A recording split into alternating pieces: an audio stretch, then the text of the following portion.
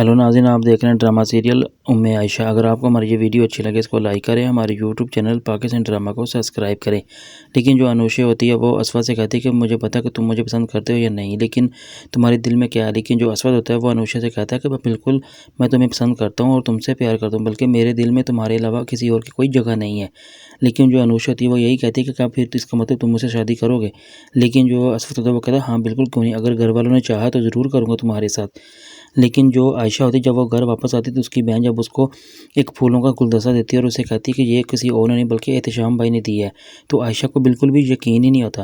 लेकिन वो अपनी बहन से कहती है मुझे लगता है कि तुम जो मुझसे झूठ बोल रही हो। लेकिन उसकी बहन कहती है मैं आपसे झूठ क्यों बोलूँगी।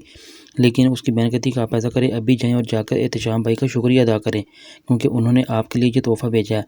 लेकिन जो एहतशाम की माँ होती है वह कहती है कि पहले तो मुझे भी आयशा के हिजाब से बड़ी नफ़रत थी, लेकिन मगर आयशा एक बहुत अच्छी लड़की है और तुम्हारे लिए एक अच्छी बीवी साबित होगी। लेकिन जो एहतशाम होता है वो अपनी माँ से कहता है कि मुझे भी आयशा के हिजाब से किसी किस्म की कोई परेशानी नहीं, बल्कि मैं आपको ये बताना चाहता हूँ कि मैं आयशा को बिल्कुल पसंद नहीं करता, बल्कि मैं जवेरिया को पसंद करता हूँ और उसके साथ शादी करना चाहता हूँ। इसलिए मैं आयशा के साथ शादी नहीं करूँगा। लेकिन जो असवद की माँ होती है वो अनुषा और असवद को जब बताती है कि आयशा कोई और नहीं बल्कि मेरी एक दोस्त है नाइला, उसकी बेटी है, तो जो अनुषा होती है उसको भी इस बात का बिल्कुल यकीन नहीं होता कि आप क्या कह रही हैं। मुझे ये समझ बिल्कुल भी नहीं आ रहा कि आप कैसे इस तरह की बातें करी हैं। लेकिन जब असफा ये बात सुनता है तो अपनी माँ से कहता है कि इसका मतलब ये आपकी दोस्त की बेटी और आपने ये हमसे बात क्यों छुपाई।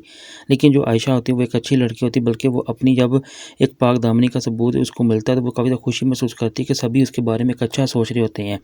लेकिन जब असवद की माँ आयशा की माँ से बात करती है तो उसे यही कहती है मैं आयशा को बहू नहीं बल्कि एक अच्छी बेटी बनाकर लेके जाऊँगी। लेकिन जो आयशा की माँ होती है वो कहती नहीं, ऐसे कैसे हो सकता है। लेकिन जो असवद की माँ होती है उसे कहती है कि ऐसे वैसा कुछ नहीं है, बल्कि तुम अभी घर जाओ, जाकर भाई साहब से भी बात करो, जाकर आयशा से बात करो, बल्कि तुम वक़्त ले लो जितना तुमने टाइम लिया। लेकिन मैं तुम्हें यही कहूँगी कि मैं अपनी बेटी को अपने ही घर लेके जाऊँगी और अपने बेटे से उसकी शादी करूँगी।